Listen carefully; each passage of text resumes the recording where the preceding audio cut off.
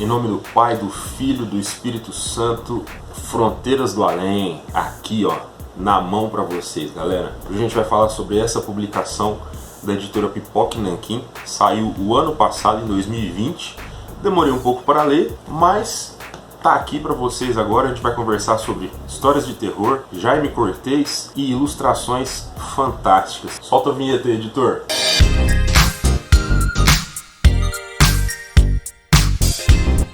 Bom, pessoal, a gente vai falar sobre Fronteiras do Além, do escritor e desenhista Jaime Cortez. Aqui estão concentradas algumas das melhores histórias que ele fez, algumas porque não estão todas. Ele deixou algumas coisas sem terminar e veio a falecer antes. Ele nasceu em 1929, faleceu em 1987, já aqui no Brasil. Então vamos lá, um pouquinho da biografia do Jaime Cortez. Anotei algumas coisas interessantes aqui.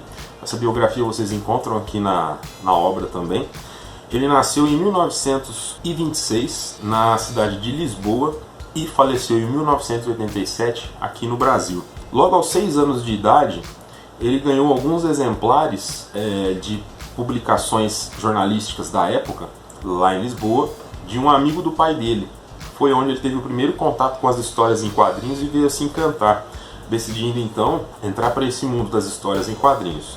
Em 1944, ele teve contato com uma publicação de Lisboa chamada O Mosquito, que era dirigida pelo Eduardo Teixeira Coelho, que foi uma espécie de mentor para ele. Ali, nessa publicação do Mosquito, foi onde ele teve a oportunidade de mostrar o seu talento, publicando pela primeira vez, em 1944. Em 1947, após o falecimento do seu pai, ele vem até o Brasil, tendo apenas 21 anos. O primeiro jornal que ele veio a trabalhar aqui no Brasil, fazendo algumas charges, alguns desenhos de caráter político, se chamava O Dia. Logo em seguida, ele foi para a Gazeta Juvenil, e lá ele fazia charges, vinhetas, desenhava contos, fazia desenhos mais cômicos. Na sequência, ele virou um freelancer. Hoje a gente fala freelancer, né? Ele não possuía contrato na época, da editora La Selva. Foi ali que ele teve contato com uma revista chamada O Terror Negro. E foi desse contato, a partir desse contato com essa publicação, que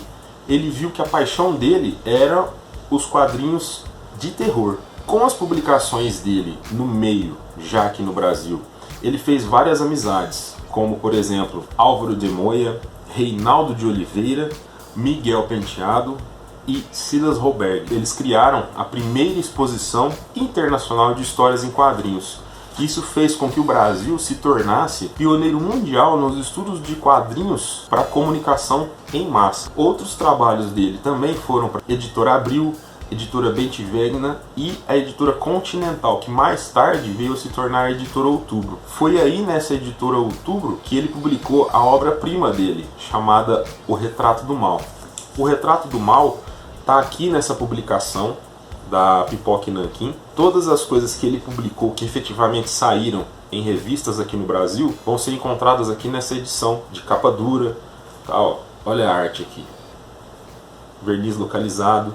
Vou mostrar internamente para vocês já já. Falando um pouco mais sobre a passagem dele pela editora Outubro, ele deu oportunidade para um desenhista que estava ali bem no começo, queria o espaço para publicação e que hoje em dia a gente conhece, chamado Maurício de Souza. Isso mesmo, o Maurício de Souza publicou pela editora Outubro a primeira edição de Bidu, com capa inclusive desenhada pelo Jaime Cortez. Aqui dentro tem a capa que ele fez para a edição de Bidu do Maurício de Souza. Mais tarde, o Jaime Cortez também passaria pela Escola Pan-Americana de Arte de São Paulo, lecionando ilustração e quadrinhos. Em 1965, ele lança o livro A Técnica do Desenho. Em 1970, ele lança Mestres da Ilustração.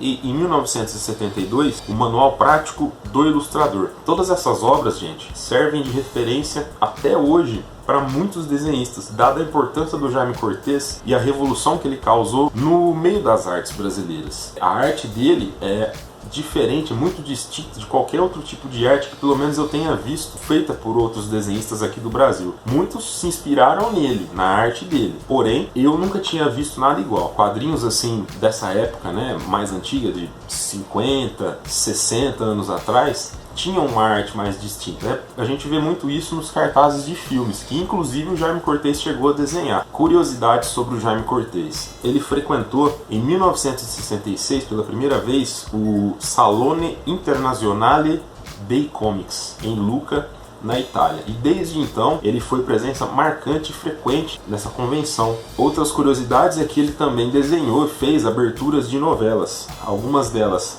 A Deusa Vencida e As Minas de Prata. Ele desenhou pôsteres de filmes para duas figuras conhecidíssimas, Mazzaropi e Zé do Caixão, sendo para o Mazzaropi o filme Meu Japão Brasileiro e para o Zé do Caixão duas obras, Finis Hominis de 1971 e Delírios de um Anormal do ano de 78. Ele também desenhou 3 músicas, colocou a letra da música em quadrinhos, sendo elas Asa Branca, uma música do Vicente Celestino, Coração Materno, que aqui na obra tem até outro nome, mas é transcrição da música Coração Materno, e Ozzy Osbourne, Bark at the Moon, que aqui na obra é chamado Uivando pra Lua, que é a tradução literal do nome da música. Vou mostrar um pouco para vocês. Aqui a capa, uma arte belíssima. A contracapa, segunda capa aqui atrás. Logo no início da publicação, a gente tem o prefácio, escrito por ninguém mais ninguém menos que o Maurício de Souza, que inclusive considera Jaime Cortez como seu mestre, devido à gratidão pelos ensinamentos da época da Editora Outubro. Aqui no começo, a gente vê um pouco das obras do Jaime Cortez. A história que abre a publicação é Retrato do Mal. Uma curiosidade sobre Retrato do Mal é que ela tem 2 versões. Aqui, nesse encadernado, Retrato do Mal tem a sua primeira versão, 3 páginas, e a segunda versão, que tem páginas adicionais, foi reescrita no momento posterior pelo Jaime Cortez. Falando da arte, vocês devem ter percebido, gente, isso aqui é fantástico. Eu nunca tinha lido nada igual. A forma com que ele trabalha o preto e o branco nas suas histórias, lembrando, ele tem apenas uma história colorida, que é a adaptação daquela música do Vicente Celestino, Coração Materno. Mas a maneira que ele trabalha o preto e o branco em todas as histórias é fantástico. Olha isso aqui. Isso aqui, gente, é ouro puro. Imagino na época que isso saiu, se hoje, em 2021, eu fiquei espantado por ter lido isso daqui, com a qualidade que ele demonstra no traço e na maneira que ele desenvolve a narrativa das histórias. Lembrando, são histórias curtas. Algumas histórias têm uma página, outras têm 2, 3 páginas, e é o estilo que ele criou para a época, por conta das publicações nas editoras pela qual ele passou. Fantástico. Algumas histórias em uma página ele resume de forma perfeita. Gera aquela tensão no início, no meio aquela curiosidade por saber o que é que vai acontecer, e no final ele entrega tudo que prometeu. Claro, algumas melhores do que outras, não é tudo perfeito, mas é muito, muito bom. Recomendo para vocês fortemente isso daqui. Olha só, olha isso daqui, gente. Aqui uma história de uma página. Olha a qualidade disso daqui. Não, é sensacional. Essa edição do Pipoca Nanquim está de parabéns por ter reunido tudo que o Jaime publicou. Agora a curiosidade, as músicas. Aqui, Asa Branca, ele adapta a Asa Branca. 3 páginas. E a letra da música vai permeando toda a história. Aqui, Bark at the Moon, do Ozzy Osbourne. Também a letra permeando toda a publicação com a tradução. E a única história colorida dele, Magoou-se Pobre Filho Meu, que é a adaptação da Coração Materno do Vicente Celestino. Ele era bom, e muito bom, tanto nas histórias preto e brancas, quanto nas histórias coloridas também. Alguns dos pôsteres que ele chegou a desenhar, capas de revistas que ele chegou a desenhar para outras editoras. Olha isso daqui, gente. A gente tem também aqui os pôsteres esses dois de baixo aqui, que ele desenhou pro José Mojica Marins, o Zé do Caixão. A capa do Bidu, que ele desenhou pro Maurício de Souza, olha só. E o pôster do filme do Mazzaropi que eu mencionei. Olha que legal.